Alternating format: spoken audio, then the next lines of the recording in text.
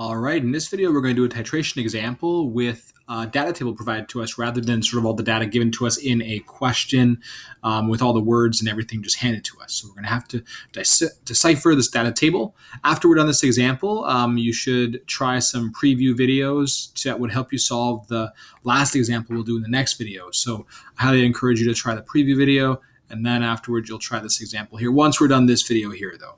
And then I just want to do a quick preview over here. You'll see there's a recap of titration here, a great video from Professor Dave, and then a little titration curve recap over here, going over what the titration curve looks like and what all the different parts are. And then you can see your tasks, which are your worksheets and your learning goals, and then also a little video titration over here to show you how titrations are done. You probably watched this earlier, but again, it's here, so it's important to watch. Please make sure you watch the titration video. So let's go to our handout to that practice problem with the table. So what is the molar concentration of an unknown sodium carbonate solution? So we have, in this table, we have a titration of 25.0 mils of sodium carbonate titrated with 0.35 molar HCl. So this is an interesting one. We have a flask, our unknown substance in there. Well, not unknown substance. It's a substance we don't know its concentration. It's going to be the Na2CO3. So that's the, we don't know its concentration there. And we put 25.0 mils in here, and we're going to titrate it with something that we do know. So we're going to use an acid in the burette this time. It's a little bit different than what we're used to seeing, an acid in the burette. And that acid is going to be HCl. And it's going to be 0.352 molar HCl. And here we're trying to figure out the concentration of the Na2CO3. That's what we're trying to figure out. Now, how much HCl did we add? Typically, we would give that to you in a question. But in this case, we didn't give you directly how much we added. We gave you a data table. Notice we did 4 trials here. 4 trials. And so what we're going to do is we're going to take an average of those 4 trials. Now, it really depends on your teacher, what your teacher wants, but generally, you take the average of all trials. Some teachers will say don't do the first trial because it was one that didn't really count because it was a really rough trial. It was sort of your practice one. So we're going to go with that approach that we're not going to count the first trial because it was really far off from the other ones. It was, think of it like a test trial that we did just to see roughly what our titration should look like so we could speed things up a bit. So we'll call this one here the test, the rough run. We're not really going to use it in our calculation. So we're really only going to focus on trials 2, 3, and 4 because they're all pretty close to each other, and that's pretty consistent. Some teachers might want you to use all trials. If they do, just make sure you use all trials in your calculation. And if they want you to just use the best ones and use the best ones, that would be after your rough one. But anyways, right now what we'll do before we do anything with those numbers is we're going to write out a balanced equation for this neutralization reaction. We're going to get some sodium carbonate. That's our aqueous solution we're trying to figure out the concentration for. We don't know what that is, N is equal to C over V. We know we're using a volume of 25.0 mils, which is approximately 0.025 liters. And it's going to react with the HCl in our burette, aqueous there. And we know the concentration of the HCl is 0.352 moles per liter.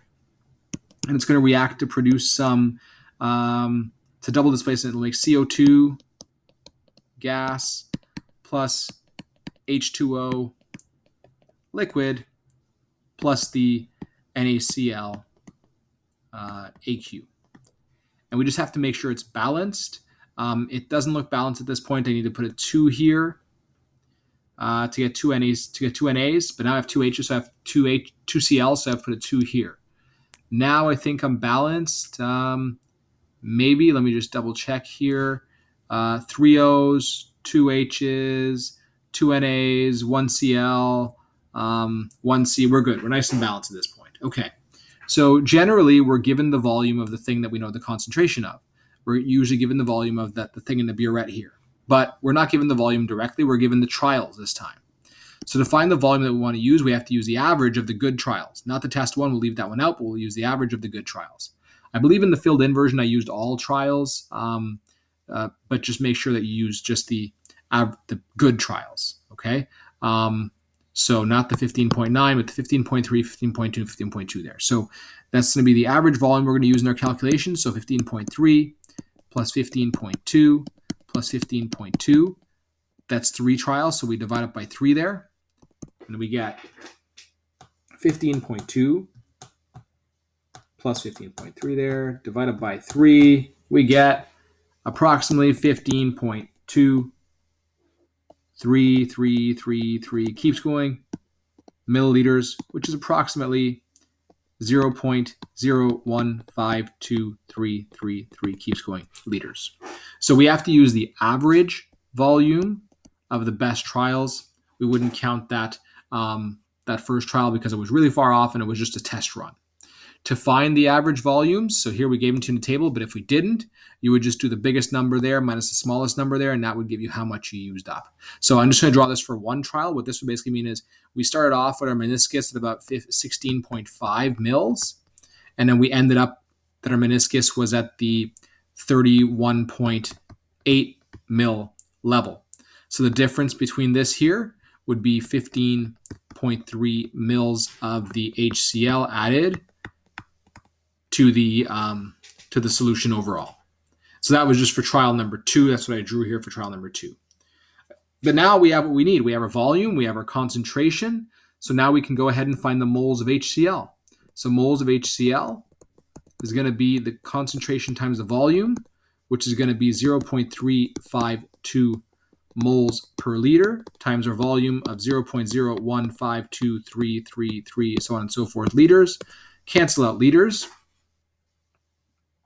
And we get, so divided by 1,000 times 0.352, approximately 0.005362133 moles of HCl. Now we can go ahead and find the moles of Na2CO3. We have to be careful here because it's not a 1-to-1 ratio anymore. It's a 2-to-1 ratio, a 2 HCl for every 1 Na2CO3 ratio. And so we're going to use this ratio to find the Na2CO3. So we're going to do our 0.00536, so on and so forth. All the digits are on my calculator still. Moles of HCl multiplied by 1 mole of Na2CO3 for every 2 moles of HCl. In other words, we're dividing by 2. So we're canceling out moles of HCl, and we're left with moles of Na2CO3. So divided by 2 there, and I get approximately 0.002681066 moles of Na2CO3. So that's the mole value there, 0.00268 moles. Digits are still in my calculator. I just didn't write them all down there. So now we can do step 3. Step 3 is just doing our C is equal to N over V, which is the 0.00268 moles divided by the volume of the acid used, which I believe was 25 mils, so about 0.025 liters there. So divided by 0.025, and we get 0.1072426666 moles per liter. And so our sig figs, it looks like in our question, the smallest number of sig figs provided to us. So really, we look at sort of the total, the final volumes and the data provided in the titles there. Based on the final volumes and based on everything we use, so I wouldn't even use this one over here too much because we didn't use this trial here. Based on all that, it looks like the smallest number of sig figs was 3 sig figs. So to 3 sig figs, that would be approximately 0.107 moles per liter. So therefore, the concentration of the Na2CO3 is approximately 0.107 molar or moles per liter. Let's go take a look if we're on the right track with that. So, yeah, 0.107 molar. And that is the correct answer there. So, again, this was just like the other titration problems that we did, except we had to find the volume of base used. We had to find the average volume. And that's really how you would do it in the classroom. So if you were doing this in a lab, you would make a table like this with your final burette, initial burette reading, and then the volume of HCl added. When you do your subtraction after the difference between them. Your first trial would be kind of a rough one, and you wouldn't really count it in your calculation unless your teacher told you to. And then you'd use your other trials after in your calculation. So you had to find the average volume to use in your calculation there. So we still need a total of 3 trials in our average. So the first one you do is a rough one that you just do for practice to make sure you know roughly where it will be so you can speed up the titration a bit. If you don't do a rough one, you're going to go really slowly drop by drop. So because I knew it'd be around 15-ish is where the color change happens, I could make the drops go fast until I get to about 14.5, close to 15, and then I can do drop by drop by drop by drop slowly. Otherwise, if I did drop by drop by drop from the beginning, that would take me a very long time to do that titration.